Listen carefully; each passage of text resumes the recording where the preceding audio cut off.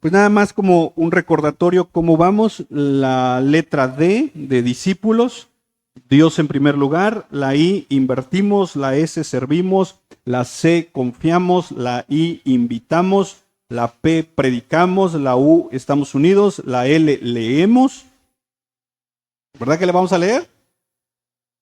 La O, que es la que toca hoy, obedecemos. Y mis hermanos, el término de obediencia muchas veces damos por hecho que lo entendemos. Lo que sí debemos de reconocer es que obedecer no es fácil, ¿verdad? Alguien por ahí decía, la vida cristiana es bien fácil, lo único que se ocupa es obedecer. Solo. Pero de ahí, todo bien. Ahora, la pregunta es, ¿por qué nos cuesta obedecer?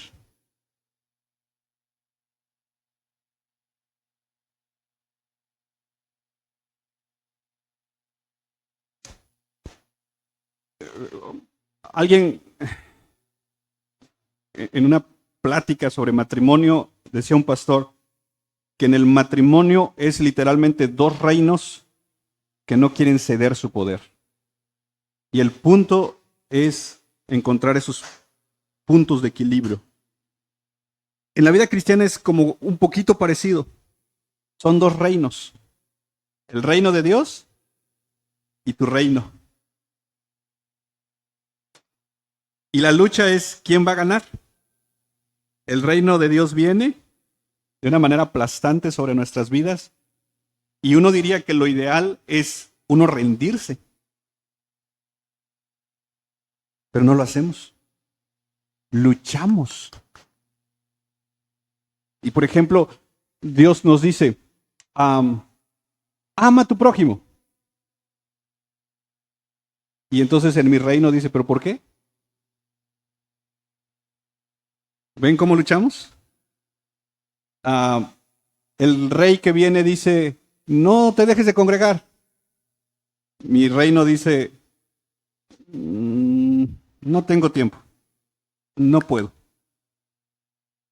El rey que viene dice, perdona. Mi reino dice, que me perdone primero. Dice, yo quiero perdonar, pero que se vea pues que también, ¿no? Entonces, literalmente son dos reinos luchando. Y hermanos, si Dios determinara ganarnos, Él lo podría hacer en cualquier momento. Pero en el momento que lo haría, ¿sabes qué nos pasaría a nosotros? ¿Dejaríamos de estar en esta vida?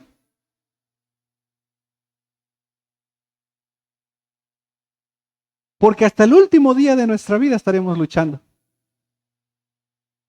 Hasta el último día de nuestra vida estaremos batallando. De ahí se habla que en la resurrección seremos transformados, porque para entrar al reino de Dios no vamos a entrar como estamos, pues no vamos a echar pleito allá.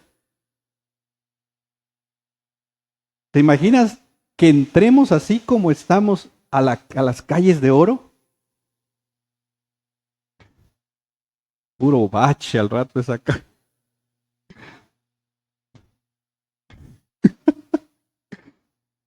Pidiendo esquina en la Nueva Jerusalén. Dice, yo quiero esquina, dice, porque me queda más terreno.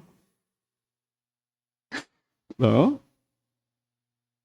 Entonces, la obediencia no nos gusta porque es literalmente rendirnos o un elemento de rendición. Y como parte de nuestra naturaleza vieja es, yo quiero seguir siendo el que en mi vida manda, el que en mi vida tiene el control, por eso es que no me gusta o no nos gusta obedecer. Es más, nuestra relación con Dios muchas veces la negociamos o queremos negociar con Dios precisamente con base en la obediencia. Si yo obedezco, por lo tanto Dios tiene que darme algo porque estoy obedeciendo, si no, ¿cuál es el punto de la obediencia? Y es como cuando el papá o la mamá le dijo al joven, si te portas bien toda la semana, el sábado vas a poder salir. ¿Qué crees que va a hacer ese joven o esa joven? Si quiere salir, va a obedecer, pero si no, le va a dar igual. ¿Cuál es su motor para la obediencia de la semana? Conseguir el permiso, conseguir algo.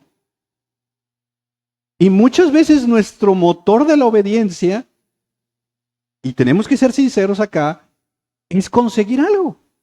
Y vaya, perdón que se los diga, pero esta es una realidad.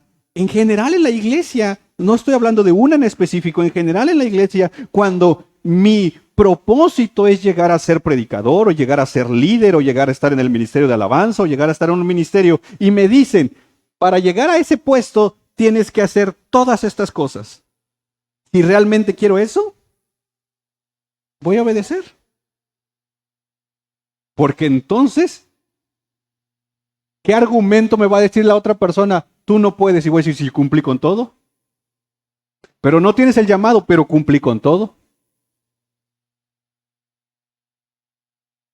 Y este es un elemento que la obediencia muchas veces es movida por una conveniencia, algo que queremos, ¿no? A veces la obediencia surge nuevamente cuando Dios trae una convicción de pecado. Por ejemplo, no sé si les ha pasado alguna vez que los que tienen carro, que van manejando y van rápidos porque lleva prisa y pensamos en una carretera y de repente ven al federal de caminos. ¿Quién le mete más al acelerador? Solo un imprudente. ¿Va? Está pues la ley ahí. Entonces, dices, ya vi la ley, voy a frenar. Ya alcancé a ver que ya no se ve, vámonos. En ese tramito, cumplimos. ¿Por qué? Por miedo. Nos cuadramos. Vamos, hablamos por teléfono en el carro, vemos el de tránsito. ¿Qué hacemos? Lo baja uno. Digo, no, sí. ¿No? ¿Pasó el de tránsito? ¿Qué decía? Y todavía lo dice uno, es que estaba tránsito. Mi obediencia a la ley de no usar celular manejando solamente muchas veces se cuadra por miedo. O obedezco por miedo. ¿Verdad? Entonces, el motor de la obediencia muchas veces puede ser de diferente naturaleza. Obedezco porque quiero conseguir algo. Obedezco porque tengo miedo que me vaya a pasar algo. Obedezco porque se me ha prometido que si cumplo con todas estas cosas, puedo conseguir un cargo en la iglesia, un cargo en algún lugar o algo en específico. Entonces el motor de la obediencia termina siendo estas cosas. Y hermanos, esto es muy sutil porque el único que puede ver los motivos reales del corazón, ¿quién es? Es Dios. Nosotros solo vemos la superficie, vemos lo externo. Si en algo nos parecemos al profeta Samuel es en eso, ¿verdad? Vemos lo de afuera, no vemos el corazón. Yo no tengo la capacidad de ver el corazón de las personas. Yo me gozo ver a los hermanos, a las hermanas, sumándose en obediencia a las actividades. A mí, le decía yo al hermano ahorita, es un deleite en mi corazón ver cómo las familias se suman a las diferentes actividades, porque están obedeciendo. Pero la intención del corazón solo la ve Dios. Es más, yo mismo tengo que examinar mi corazón de el por qué estoy predicando, si es por una obediencia, pero bajo esa obediencia, ¿de qué naturaleza es? Todos, aquí todos luchamos con esto, hermanos. Y es curioso porque hay ocasiones que nos olvidamos de ciertas verdades que ya es una realidad en nuestras vidas. Y mira el Salmo 23. Quiero que veamos algunos versículos del Salmo capítulo 23. Tú lo conoces de memoria, ¿verdad? Ok. Quiero que veamos, hay más, pero de manera muy rápida, quiero que veamos por lo menos 11 bendiciones en el Salmo 23. La primera, la bendición de tener una relación con Dios. Mira cómo empieza este salmo. El Señor. ¿Quién es tu pastor?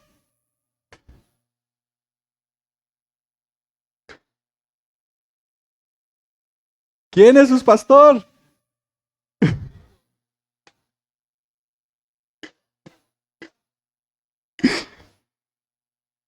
Entonces, me encanta que David usa un elemento personal, porque no dice el Señor es nuestro pastor.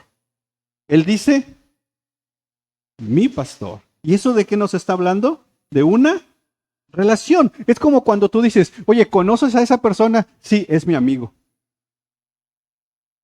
Habla de una relación. Entonces, por la obra de Cristo, ¿qué tenemos con Dios? Número uno, relación. Pero también aquí hay otra bendición, y es la bendición de la provisión, que te dice, nada me faltará. ¿Te hace falta algo hoy? ¿Cómo le hacen? Si yo te paso mi lista. Ok.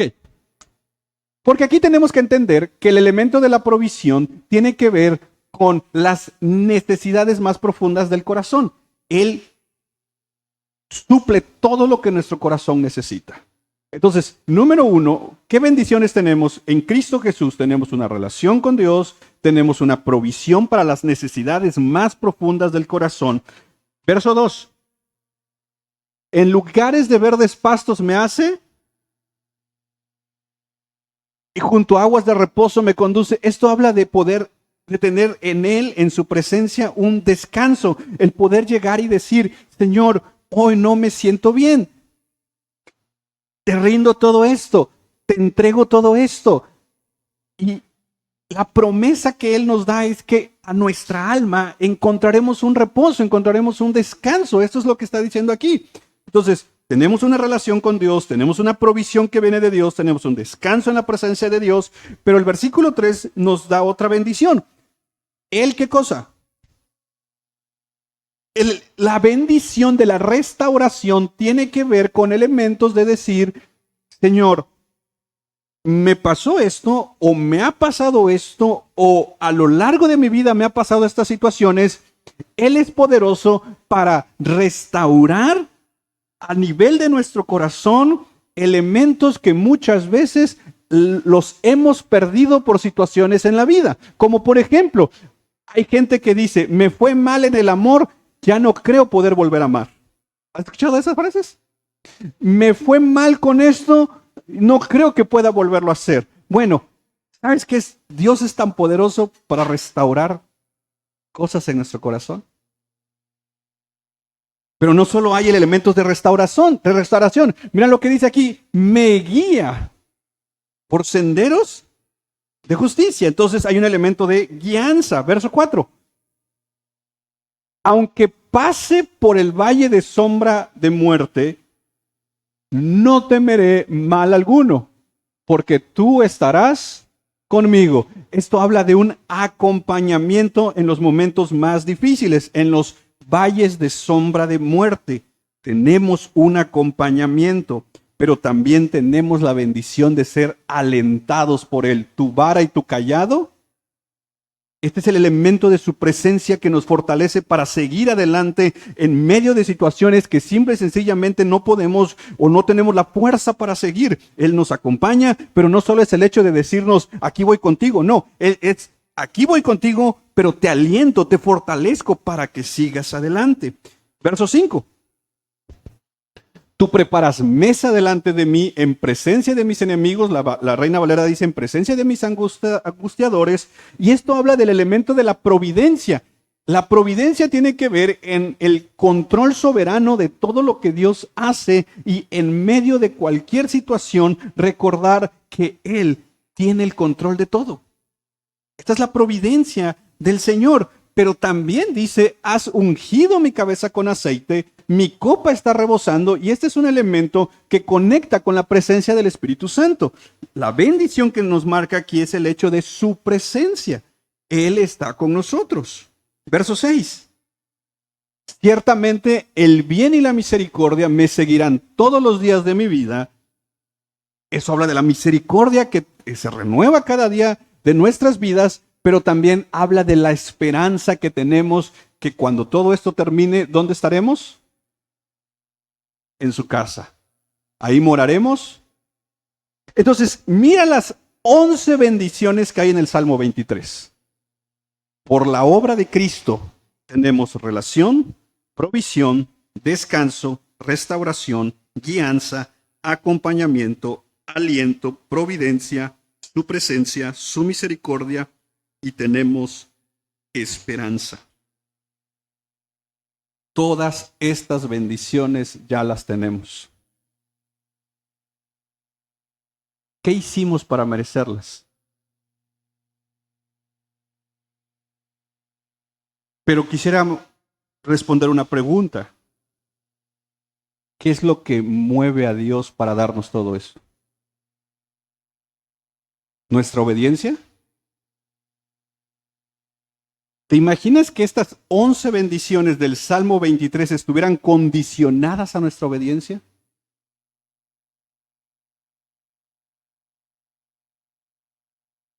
Bendito Dios que no es así. ¿Qué es lo que mueve a Dios para bendecirnos? Y está en el verso 3 del mismo Salmo. Él restaura mi alma, me guía por senderos de justicia, y aquí está el motivo. Lo que Dios hace, lo hace por amor de su nombre. Por eso el Salmo 115:1 creo que dice, no a nosotros, a tu nombre da la gloria. Ahí está, no a nosotros, Señor, no a nosotros, sino a tu nombre da gloria. ¿Por qué cosa? Hermanos, el motor, por así decirlo, que mueve a Dios para bendecirnos, no es nuestra obediencia, es el amor de su nombre, es la gloria de su nombre. Nosotros solamente somos bendecidos por el único hecho de estar en Cristo Jesús. El Salmo 23 es por lo menos yo encontré 11 bendiciones en ese salmo que para mí es un recordatorio de decir, ya soy bendecido. Y no es porque tenga un cargo en una iglesia, no es porque estoy haciendo esto, estoy haciendo aquello, estoy haciendo lo otro, porque si esa fuese la balanza, creo que muchos no alcanzaríamos las bendiciones. Y es más, a Dios no podemos engañarlo en el entender, como mencionábamos al principio, de que Él ve el motivo del corazón. Podemos ser 100% obedientes en la iglesia con motivos incorrectos. Y delante de Dios, si ese fuera el acceso a las bendiciones, no pudiéramos acceder. Pero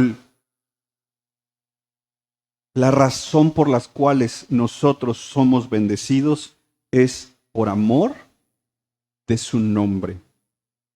Dice el pastor Sam Alberry, la vida cristiana es una respuesta a lo que Dios ha hecho por nosotros, más que un intento por ganárnoslo.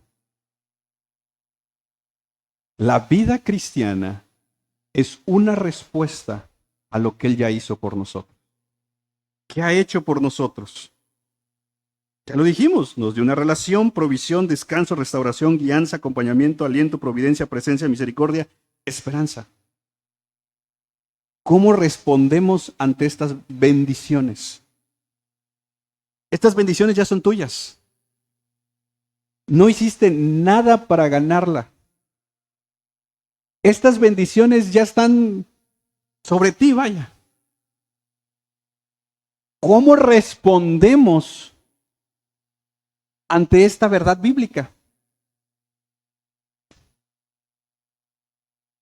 El problema que yo he visto en la teología reformada es cuando no la entendemos en su contexto, la palabra obediencia pierde su significado en el sentido de decir, ya soy salvo, ya tengo las bendiciones, por lo tanto mi obediencia no es necesaria. Y vean que aquí hay por lo menos dos verdades. Ya somos salvos por la obra de Cristo. Y por la obra de Cristo ya somos bendecidos. Pero entonces, ¿cómo entendemos el término obediencia? Porque muchos que venimos de otras soteriologías bíblicas, el motor de nuestra obediencia era no perder la salvación. Entonces, por eso es que íbamos, si nos ponían 5 cultos en la semana, si habían 2 cultos el domingo en la mañana y en la tarde, de todos modos iba a uno. Pusieran 3, yo a uno iba. Tengo tiempo para andar a más cultos. No, a lo que voy es, con una soteriología diferente a la que hoy tenemos, el motor de lo que hacíamos, y puede ser que hacíamos muchas cosas, era no quiero perder mi salvación. Era un elemento hasta de miedo. Por eso llegaba un profeta, decía, no, voy a poner a cuentas. Hacían el llamado, dices, ya pasé 10 veces, no voy a volver a pasar, pero desde aquí entrego mi vida a Cristo otra vez. Porque si vuelvo a pasar, ¿qué van a decir de mí? Luego soy líder, güey. Pues mejor aquí, Señor, aquí voy a entregar mi vida a Cristo. Por 11ª vez. No, entonces, ¿qué de rescatable podemos sacar de ese sistema soteriológico?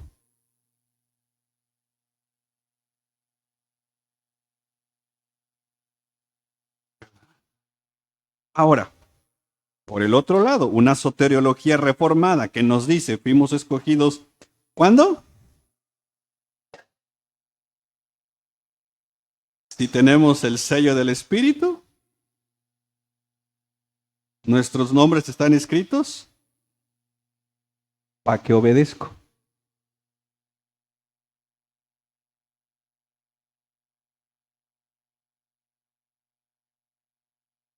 Podemos malentender la doctrina reformada que en esencia nos lleva al extremo de la desobediencia. Porque damos por hecho algunas verdades y eso en lugar de comprometernos más con Dios, literalmente, lo voy a poner en primera persona, a muchos caímos en una confianza que nos ha hecho daño en nuestra vida espiritual. Me encanta la cita del pastor Sam Alberry que dice, la vida cristiana es una respuesta a lo que Dios ha hecho por nosotros. No es un intento por ganarme algo.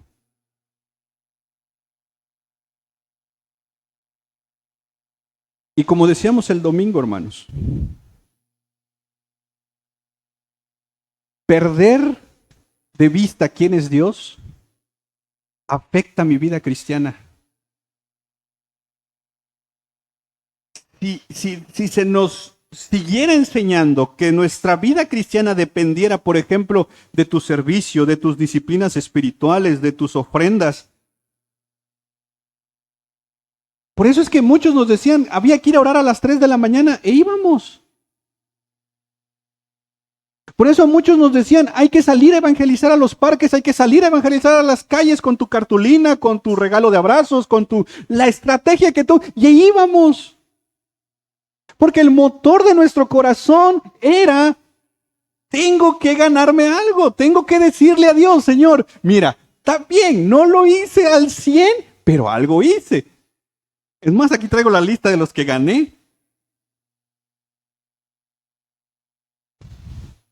Por eso era que el motor de nuestras ofrendas, de nuestros diezmos, era miedo. Nos llegaba una paga. El diezmo, vámonos. ¿Hoy? ¿Para qué? Si ya soy salvo.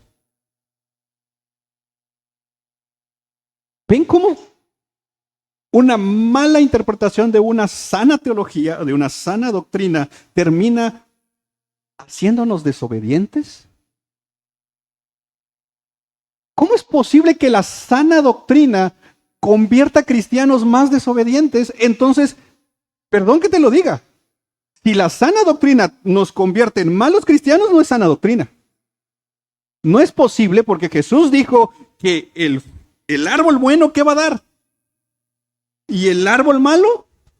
¿Cómo es posible que la sana doctrina esté haciendo cristianos desobedientes que ahora no quieren servir, no quieren dar, no quieren participar y no quieren obedecer? Perdón, de verdad, yo no lo logro entender. ¿Cómo es posible que la sana doctrina produzca este tipo de cristianos? ¿Sabes por qué creo yo que pasa eso? Por una de dos. O no es sana doctrina o la estamos interpretando mal. Porque puede ser que se me esté predicando sana doctrina, pero yo la estoy interpretando a mi parecer, como yo quiera, y entonces mi relación con Dios ya no termina dependiendo de elementos de obediencia. ¿Por qué? Porque pues ya soy salvo.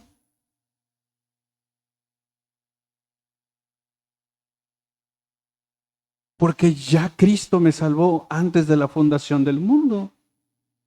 Porque si me salvó, Él es poderoso para guardarme. Y el tulip o las doctrinas de la gracia me han dicho que al menos la última doctrina es ¿cuál?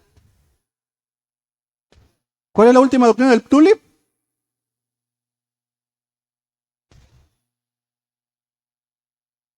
La perseverancia de los santos, donde Él nos guarda hasta el último día. Por lo tanto, si Cristo viene hoy, ¿nos vamos con Él? ¿Por qué? Porque tu seguridad, ¿dónde descansa? En Cristo. Hasta ahí está la doctrina, ¿verdad? ¿Cómo eso se convierte en desobediencia entonces? ¿Cómo convertimos eso en una vida donde no me sumo, donde ya no quiero servir, donde ya no quiero dar, donde ya no quiero... Y es más, muchas veces ni queremos predicaciones que hablen de estas cosas, porque en esencia es, ¿para qué me van a hablar de esto si esto no me va a sumar a mi salvación? Porque mi salvación está en Cristo, es solamente Cristo. Entonces, estas cosas literalmente es como, si puedo. Y hermanos, ¿sabes quién podría darnos una explicación que eso es una mala interpretación? Santiago. Santiago trató con estas cosas también.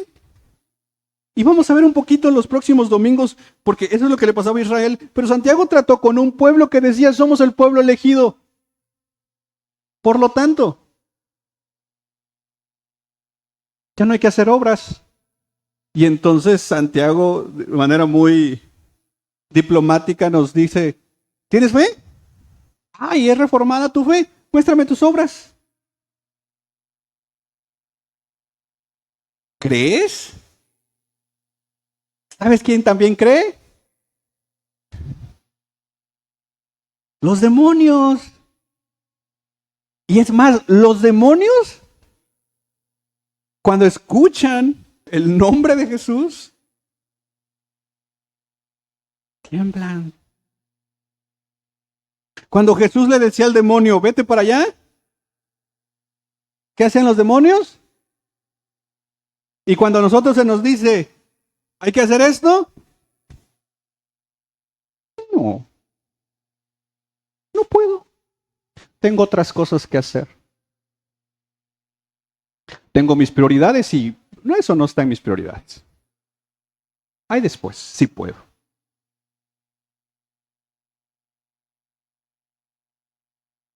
Entonces, de verdad, qué padre es el hecho de decir, tengo una doctrina reformada. Pero una cosa es que nuestra soteriología, que es la doctrina de la salvación, sea reformada.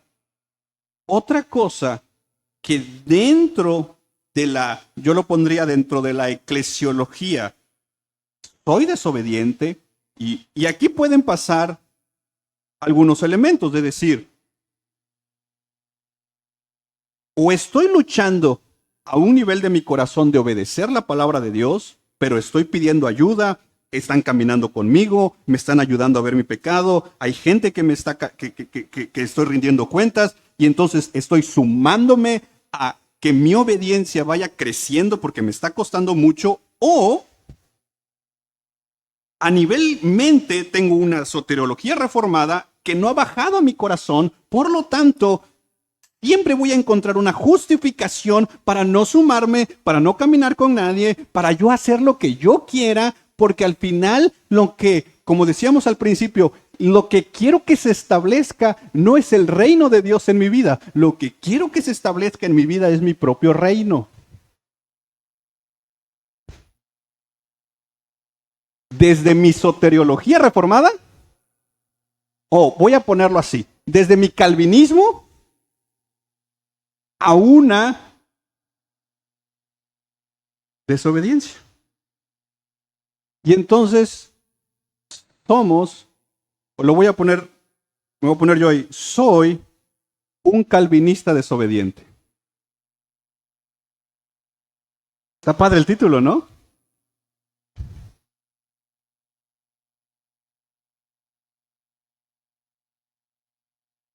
Soy un reformado bien desobediente. Ahora, ¿cómo entender la obediencia? Porque ese es el asunto. Y por eso me encantó esta cita. La obediencia tiene que ser una respuesta a lo que Dios ya hizo por mí. Entender esto va a guardar mi corazón de ser obediente por motivos incorrectos. La obediencia debe ser una respuesta a lo que Dios ya hizo por mí. Por eso quise empezar con el Salmo 23. ¿Por qué? Porque por lo menos ahí tenemos 11 bendiciones de lo que Dios ya hizo por nosotros. Entonces mi pregunta es, ¿qué vas a hacer tú? ¿Cómo vas a responder? Digo, no sé si te pasa, pero ¿cuál es tu respuesta cuando alguien te da un regalo? ¿Qué dices? De entrada, gracias. Y es más, mira qué pasa a veces. Si esa persona te da un regalo y luego te invita quizás a una fiesta, ¿qué dice uno? ¿Tengo que llevar? ¿Por qué? Y es más, hasta te acuerdas. Y me dio de Liverpool. No vaya, no es que le lleve otra cosa. Es lo bueno que guardé la bolsa. Dice.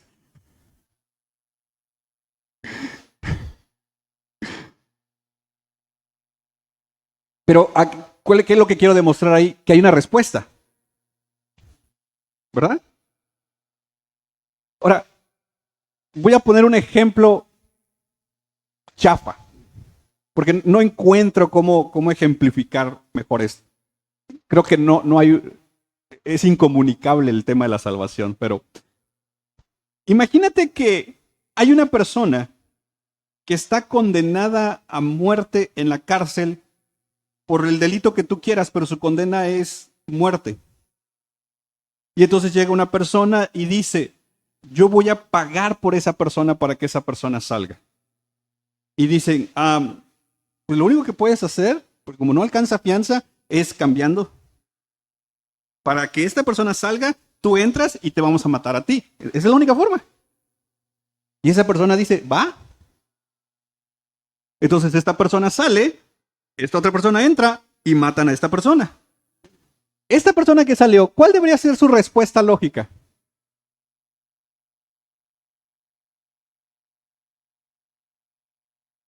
Ah. Y al, al ahora entender que estaba tan cerca de la muerte, uno esperaría que esta persona no siga haciendo lo mismo. Tendría que haber algún cambio. ¿Qué hizo Cristo por nosotros?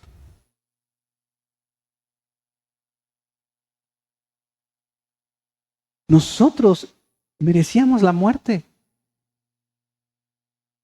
pero Él vino a dar su vida por nosotros. Y escribió nuestros nombres en el libro de la vida. Entonces, si Él nos dice, sírveme, ¿cuál tendría que ser nuestra respuesta? ¿Por qué?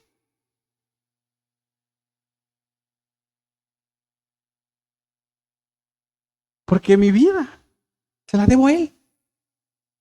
Y mira, quiero por lo menos, para ir aterrizando esto, quiero que veamos cómo responder adecuadamente a lo que Dios ha hecho por nosotros bajo tres argumentos. El primero, el amor.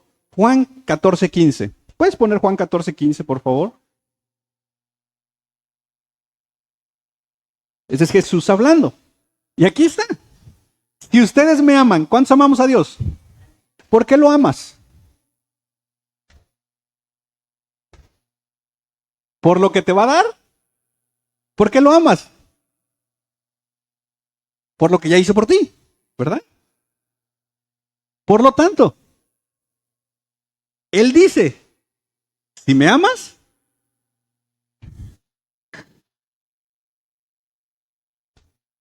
no sé tú, pero no se ocupa griego para entender esto. Este es como el esposo o la esposa que le dice al esposo, mira, te he pedido que cambies. Y el esposo ahí con la misma actitud, la misma necedad, y dice, pero te amo, pero esto, mira, y llega un punto de decir, mira, ya no me digas nada.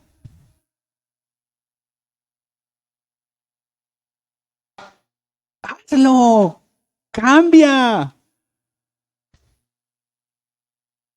Y yo recuerdo que un día llamando la atención a mi hija me decía, papá, perdóname, amor, es que no te tengo que perdonar nada. Lo que yo quiero es que no me pidas perdón, lo que yo quiero es que obedezcas.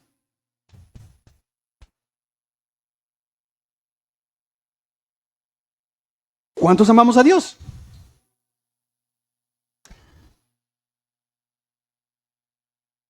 Y yo puedo pasarme un buen tiempo diciendo, Señor, te amo. Es más, ¿te acuerdas cuando cantábamos? Hasta el sábado uno los cerraba uno los ojos. ¿Te acuerdas? ¿La cantabas? No creo, ¿ah?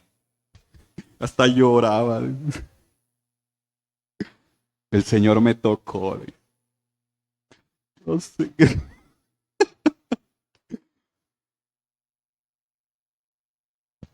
Y yo a veces meditaba en eso y yo la neta le decía, Señor, ¿para qué te lo canto si soy, o sea, no cuadra?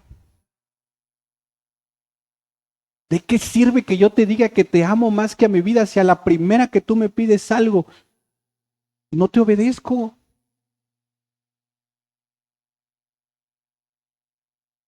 Entonces Jesús dice, si ustedes me aman, Y entonces, ¿cuál debería ser una respuesta adecuada a lo que Dios hizo por mí? Es, Él me amó primero, dice Primera de Juan. Dice, nosotros amamos a Dios, ¿por qué razón?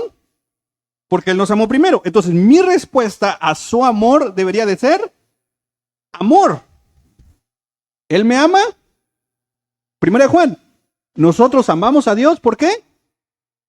Entonces, Él me ama, nosotros amamos. Ok. Pero es aquí donde, ¿cómo le hace un mudo para decirle a Dios que lo ama? Lo escribe, dice, Señor.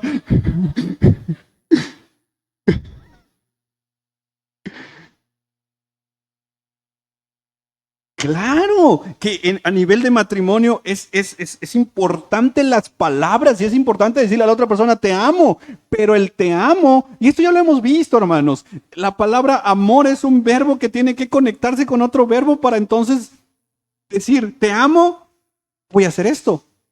Porque la sola palabra te amo, ¿qué está diciendo?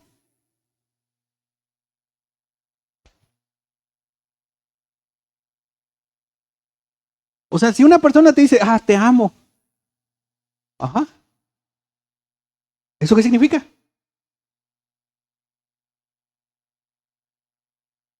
De tal manera amó Dios que nos mandó flores, chocolates, hizo algo. Dios nos dijo, te amo, que voy a dar mi hijo por ti. Entonces, la próxima vez que le digamos, Señor, te amo, pensemos en otro verbo que conecte esa frase.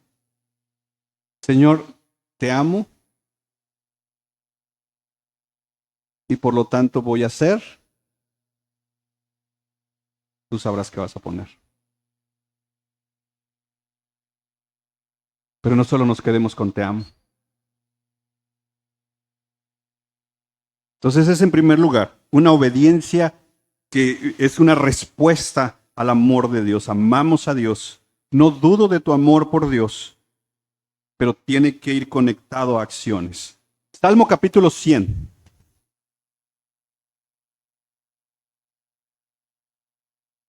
Aquí quiero que hagamos un pequeño ejercicio.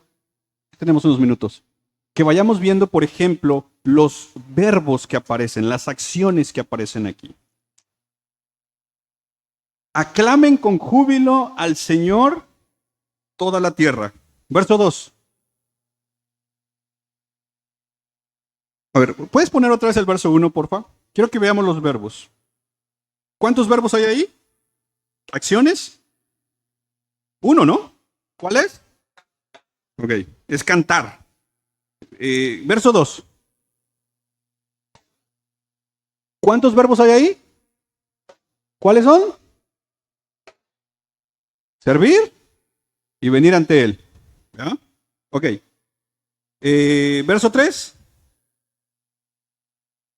Sepan de saber que Él, el Señor, es Dios. Él nos hizo a nosotros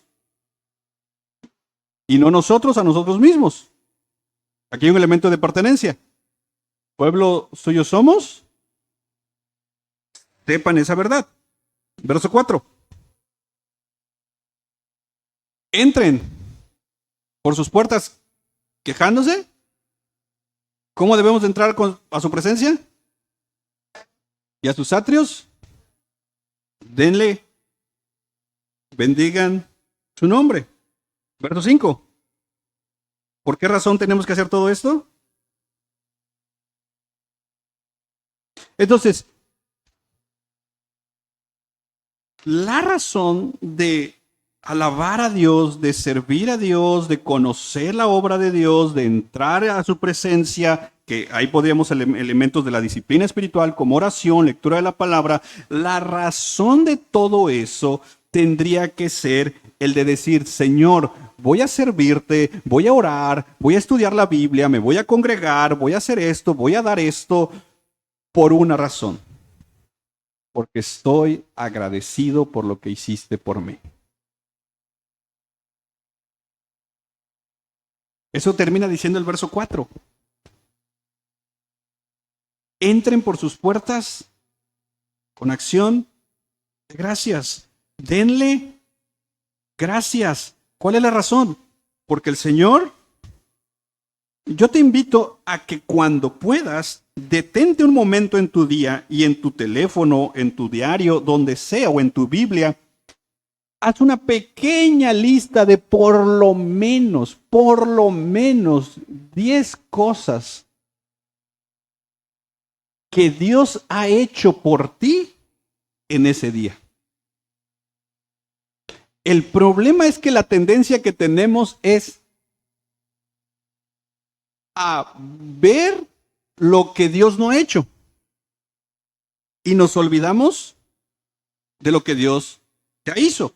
Y entonces la tendencia es la queja en lugar del agradecimiento. Entonces, cuando empezamos a practicar el agradecimiento es poder decir, Señor, gracias porque me permitiste levantar hoy. Gracias porque tengo un trabajo. A veces no me gusta, pero gracias a Dios hay trabajo. Gracias porque comí. Gracias porque pude ir en colectivo. Y aunque este chofer es hijo del enemigo, o quién sabe, pero llegué. Gracias por mi familia. Gracias por esto. Gracias por aquello. Gracias por lo otro. Gracias por esto. Gracias por aquello. ¿Cómo no te voy a servir, Señor? O sea, ¿cómo no me voy a sumar a lo que estás haciendo, Señor? Si todos los días tú me bendices con tantas cosas, ¿cómo no te voy a obedecer?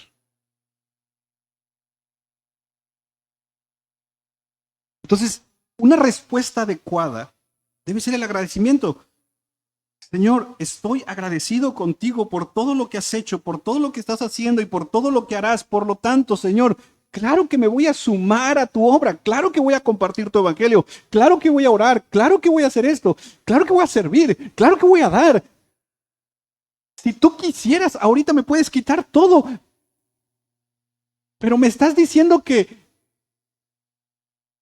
yo dé como propongo en mi corazón. Claro que voy a dar, claro que voy a sumarme.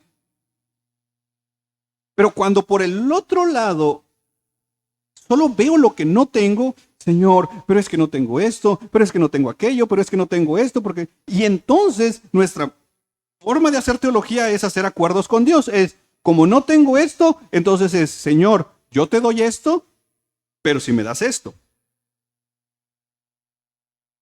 Y te imaginas como decíamos el domingo, como este adolescente que le dice a sus papás, no me amas porque no me das lo que yo quiero.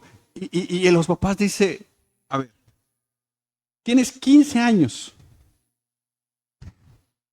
no has dado ni un solo peso para la comida en esta casa.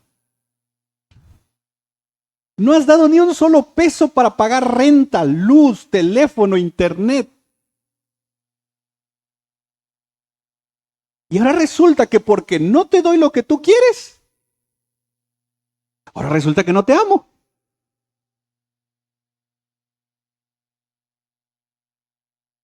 Pues lo mismo hacemos con Dios. Es que el Señor no me da lo que yo le pido. Yo creo que no me ama. Como que Dios dice,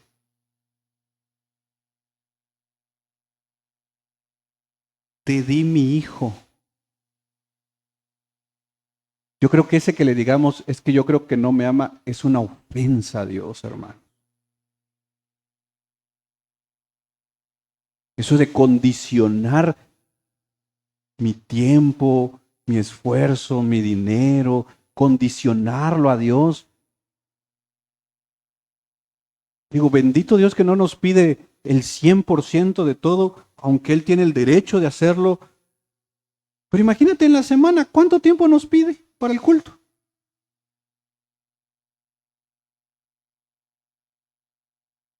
Pero Él no es nuestra prioridad.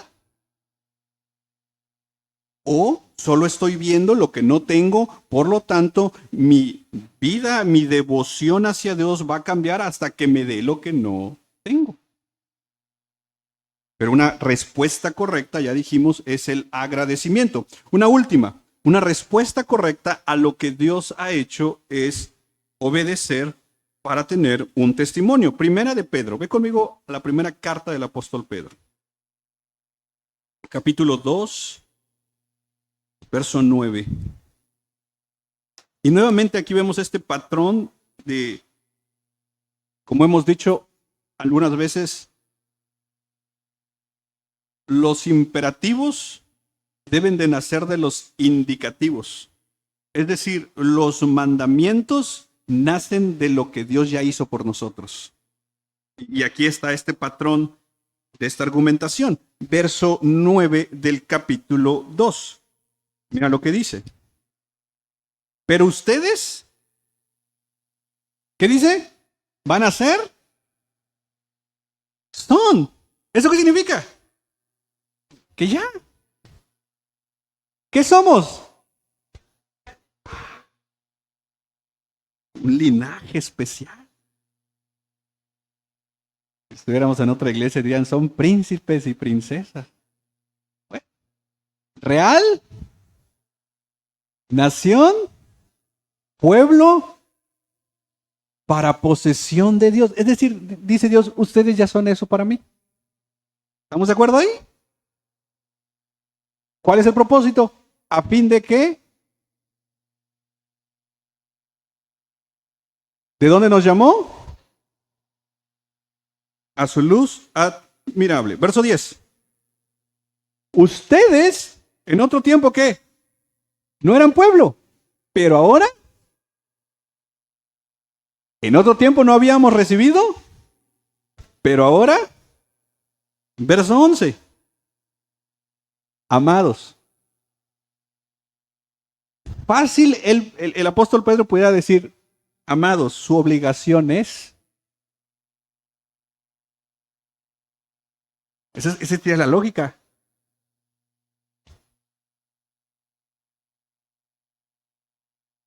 Los primeros los primeros versos que leímos, 9 y 10, es lo que Dios ya hizo. Y entonces, por lo que Dios ya hizo, por lo que ya somos, Pedro dice, amados, les ruego, como extranjeros y peregrinos, ¿qué cosa? ¿Pero por qué tengo que hacer eso? Porque eres linaje escogido. Pero, no. Por ejemplo, en los jóvenes, el que quiere andar con la que no es cristiana o viceversa. ¿Pero por qué? Porque eres un linaje escogido, un real sacerdocio, una nación santa, un pueblo adquirido por Dios. Por eso. ¿Esa es la razón? O sea, esto no es como que, ay, es que no, no, es por lo que Dios ya hizo en tu vida. Y mira el siguiente verso. Mantengan entre los gentiles una conducta irreprochable, a fin de que en aquello que les calumnian como malhechores, ellos, por razón de las buenas obras de ustedes, al considerarlas, ¿qué cosa? Como diciendo Pedro, miren, ustedes traten de obedecer a Dios en todo tiempo, habrán quienes los van a calumniar, habrán quienes los van a tratar como malhechores, habrán quienes van a hablar cosas de ustedes, pero esa gente que habla de ustedes, cuando vean sus obras de ustedes, van a decir, ah, es cristiano. Verso 13. Sométanse. Quítale por causa del Señor. Sométanse a quién. Si tú trabajas en una oficina, estás bajo una institución humana, ya sea el rey, con autoridad. Entonces, ¿por qué razón tú tienes que cumplir en tu trabajo? Ahí lo dice. Por causa del Señor. Porque eres cristiano, porque eres. O sea, y mira una mala interpretación. No, ¿y por qué le voy a obedecer si yo soy real sacerdocio? No, eres real sacerdocio, por lo tanto. Verso 14. O a los gobernadores. ¿Por qué causa? Por el Señor, como enviados por Él para castigo de los malhechores y alabanza de los que hacen el bien. Verso 15. Porque esta es la voluntad de Dios, que haciendo bien ustedes hagan enmudecer la ignorancia de los hombres insensatos. Verso 16. Anden como libres, pero no usen la libertad como pretexto para la maldad, sino empléenla como siervos de Dios. Entonces, tres respuestas adecuadas a lo que Dios ya hizo por nosotros. Responder en obediencia por amor. Amamos a Dios, guardamos sus mandamientos. Número 2, por agradecimiento. Él ha hecho y sigue haciendo muchas bendiciones en nuestras vidas, muchas cosas. Eso debería movernos a obedecer. Y número 3, por lo que ya somos, entonces damos un testimonio. Ya somos hijos de Dios, ya somos bendecidos, ya somos todo lo que Pedro nos dice ahí que somos.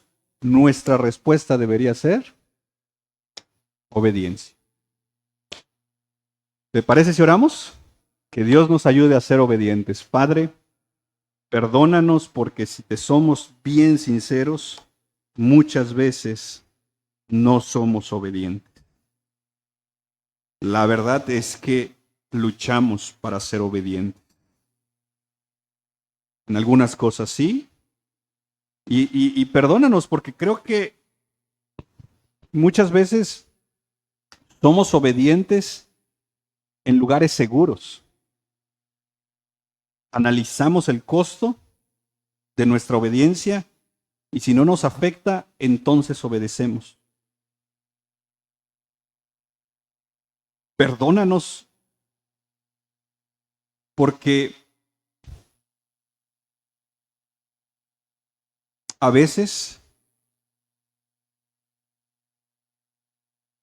te decimos que te amamos, pero nuestra vida no refleja eso. Gracias porque nos has abierto los ojos a un entendimiento de la salvación desde una perspectiva bíblica, desde una perspectiva reformada. Gracias por la salvación.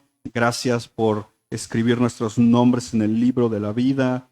Gracias por tantas y tantas bendiciones que siguen fluyendo hacia nosotros. Y perdónanos por muchas veces responder en desobediencia. Yo sé, Señor, que no nos pides lo mismo a todos en el aspecto de algunas cosas. Yo creo que tú eres un Dios con relaciones personales con cada uno de nosotros.